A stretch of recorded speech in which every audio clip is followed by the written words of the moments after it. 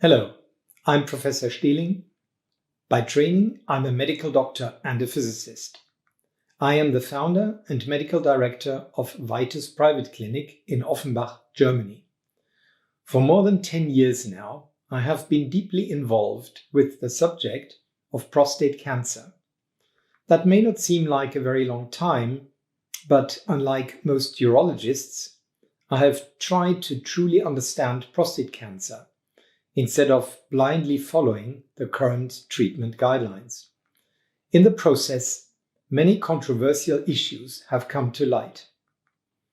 Like most others, I initially did not question the actual benefits of prostate cancer treatment.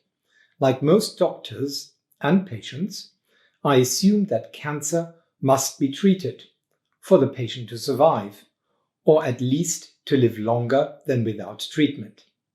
That sounds logical, doesn't it? But on closer examination, it's not hard to discover that most established prostate cancer treatments are largely ineffective. Ineffective? That sounds like nonsense, doesn't it? Cancer is dangerous, and without treatment, the patient will die. So the cancer must be removed to help the patient. Yes, that's what one would think. But the truth is different. On average, 14 out of 15 prostate cancer treatments are ineffective. Only 1 out of 15 men who undergo surgical removal of the prostate actually lives longer because of the operation than he would have without any treatment. That is what the number needed to treat shows, a metric that has been included since 2022 in the S3 guidelines on prostate cancer from the German Society of Urology. But then, why treat at all? There are many reasons. On the one hand, it is what patients expect and what doctors do. Yes, it's that superficial. And 1 in 15 men does benefit. The problem is you don't know who it will be. So everyone gets a chance. And the side effects are essentially socialized, borne by all. And of course, treating also serves to sustain the healthcare system. Doctors and hospitals need to be funded, and urological clinics make most of their money through surgery. And patients usually don't even ask, "Doctor, will the surgery actually help me at all?" That thought doesn't even occur to most of them. The sense of urgency overrides all other considerations. The cancer has to come out as quickly as possible. This mindset is shared by both patients and doctors. Before it spreads, the cancer, maybe it's still inside the capsule and hasn't broken through yet. Yes, this is how doctors and patients think, using these simplified images, almost like kindergarten-level thinking. I've heard thousands of these stories, patients talking about their prostate cancer with general practitioners and urologists. But what's wrong with that? Everything. Cancer takes place at the cellular level. What radiologists and surgeons see is only the macroscopic level, the part of prostate cancer that is directly visible to our senses. Cancer starts and spreads once it reaches the size of a small grain of salt. At this point, blood vessels grow into the cancer cell cluster to supply it with nutrients and oxygen. And as soon as this happens, cancer cells begin to migrate into the vessels and are carried away by the bloodstream. Elsewhere in the body, they attach to the vessel walls and creep into the surrounding connective tissue, where they form micrometastases, tiny clusters of tumor cells, far too small to be detected by imaging diagnostics. These micrometastases can survive unnoticed for years, sometimes even decades, until they begin to grow and develop into macroscopic metastases, which are the ones most men with prostate cancer eventually die from. So, surgically removing a macroscopic tumor in the prostate may, at best, prevent future spreading of tumor cells, but it cannot reverse the dissemination of cancer cells that has already been going on for years before the tumor was detected and removed. And most prostate cancers, whether detected via PSA levels or, as should now be standard, through an MRI of the prostate, have already been growing undetected in the patient's body for 5 to 10 years. During all that time, they have been silently spreading cancer cells. And what about the prostate capsule, which is supposed to prevent the tumor from breaking through for as long as possible, like a dam holding back destructive floodwaters? The truth is, the prostate capsule, in that sense, doesn't actually exist.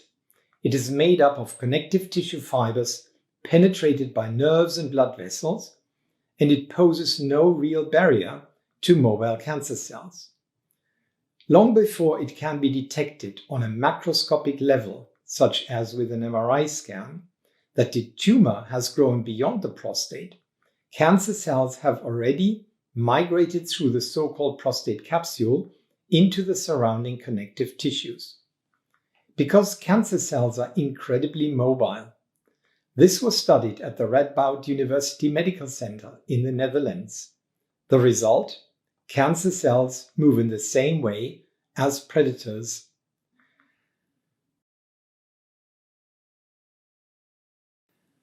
Once cancer cells have migrated out of the prostate, they settle in the connective tissue surrounding it.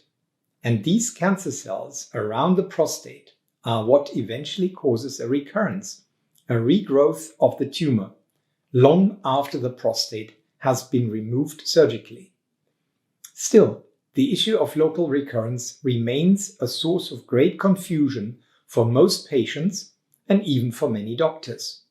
How can the tumor grow back if it was removed along with the prostate? That's not possible. It's gone. These mistaken and frankly grotesquely oversimplified concepts of cancer as a local ulcer that just needs to be cut out are still the foundation of standard therapies like surgery and radiation. Therapies that do little good but do immense harm. Sad but true. So what's the consequence of all this? Give up and die with dignity? Absolutely not. Successful treatment requires one thing above all: truly understanding what prostate cancer is. Men with prostate cancer die in the overwhelming majority of cases, not from the primary tumor, but from metastases. So the goal of any treatment that truly saves lives must be to prevent the formation of macroscopic metastases. And since micrometastases have already formed by the time the prostate cancer is diagnosed, the task is clear. The micrometastases must be destroyed. But how? It has long been known that the body's own immune system can identify and destroy cancer cells, just as it does with bacteria and viruses. The problem is, on its own, the immune system is too weak to handle this task. It needs support. And today, this support is available in the form of immunotherapy. But wait, isn't prostate cancer an immunologically cold tumor?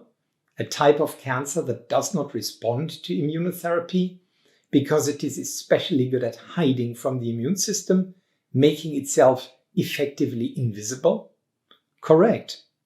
But there are ways to strip prostate cancer of its invisibility cloak. Two approaches have proven effective for this: abscopal therapy techniques, such as irreversible electroporation, IRE, electrochemotherapy, ECT, and photodynamic therapy, and modulation of the tumor microenvironment. These methods can make prostate cancer visible to the immune system again, turning a cold tumor into a hot one, and enable the immune system to attack and destroy not only the primary tumor, but also the micrometastases throughout the body. Abscopal therapies work by releasing tumor antigens through the destruction of tumor cells within the body. Tumor antigens are protein structures in and on the tumor cells that allow the immune system to recognize them as dangerous. Abscopal therapy techniques therefore function, in principle, like a vaccine, where antigens are introduced into the body to trigger the immune system against viruses or bacteria. In contrast, surgical procedures remove the tumor along with the tumor antigens from the body. This deprives the immune system of the critical signal. No immune stimulation occurs. Similarly, treatments that use heat to destroy the tumor, such as HIFU, high-intensity focused ultrasound, radiofrequency ablation, or laser techniques, denature and destroy the tumor antigens through the high temperatures. By contrast, destroying the primary tumor with abscopal techniques triggers an immune response against the tumor throughout the body. This can be observed when, for example, a prostate tumor is treated with IRE, irreversible electroporation, and the patient already has lymph node metastases. After the tumor in the prostate is destroyed with IRE, changes are also seen in the lymph node metastases, even though they were not treated directly. They shrink and show reduced activity on MRI and PET scans. This remote effect is the abscopal effect of IRE treatments. Unfortunately, the abscopal effect alone is not strong enough to completely destroy all tumor cells spread throughout the body. That's because cancer cells can actively defend themselves against immune attacks. They send signals to the attacking immune cells, telling them to stop, claiming they are not cancerous, but harmless benign cells. This communication happens via so-called checkpoints, receptors and matching ligands, like a lock and key. Modern immunotherapeutics interfere with this communication between the tumor and the immune system. They block the stop signals with checkpoint inhibitors, allowing the immune cells to continue their attack. This leads to a much stronger immune response against the tumor cells. But as I mentioned earlier, there's another approach to turning prostate cancer from an immunologically cold into a hot tumor, one that responds to immunotherapy. It is also possible to influence the interaction between the tumor and the immune system within the tumor itself. Small doses of certain chemotherapeutic agents, such as docetaxel, a drug derived from compounds found in the jute trees, can block specific immune cells that would otherwise suppress the activity of the immune cells meant to attack the tumor. Checks and balances. The principle that protects democracies from turning into dictatorships also applies to the immune system, preventing it from becoming a threat to the body itself. However, within the tumor, in what is known as the tumor microenvironment, the microscopic surroundings of the tumor, cancer cells exploit these regulatory mechanisms to shield themselves from immune attacks. Docetaxel disrupts this protective mechanism. To make these drugs, which modulate the tumor microenvironment, effective in small amounts but at high local concentrations, they are injected directly into the tumor. This is done with high precision, guided by CT or ultrasound imaging. As a result, systemic side effects are largely avoided. So, what do all these insights mean for men with prostate cancer? Well, better chances of survival. Because by combining abscopal therapies with immunotherapeutics, it is possible not only to treat existing metastases, but also to prevent the formation of new ones. This is becoming increasingly evident through a growing number of scientific studies. When primary tumors are not removed surgically, but instead treated with abscopal tissue ablation methods in combination with immunotherapy, the development of metastases over the course of the disease occurs less frequently. This is because immunotherapy is able to destroy micrometastases before they have a chance to grow into destructive macrometastases. At the Vitus Private Clinic, we have been successfully using these modern and highly advanced treatment methods for several years. But immunotherapy also has its downsides. On the one hand, immunotherapy does not work for every patient. On the one hand, it can lead to autoimmune side effects, where the unleashed immune system attacks healthy organs such as the lungs, kidneys, heart, or skin. And immunotherapeutics are expensive. Let's first take a look at why immunotherapy doesn't always work. It has to do with the presence of specific receptors on both immune cells and tumor cells. These receptors can sometimes be detected in tissue samples or in the blood, but that still doesn't guarantee that immune therapy will be effective. Why not? Because these receptors might be present in some parts of the tumor, but absent in others, and they can develop or disappear over time depending on the tumor's evolution and the influence of the surrounding tissue environment. On the other hand, immunotherapy can also backfire. In addition to attacking the tumor, the unleashed immune system may also target healthy tissues and organs. That's why immunotherapy must be closely monitored so that autoimmune side effects can be detected and treated early.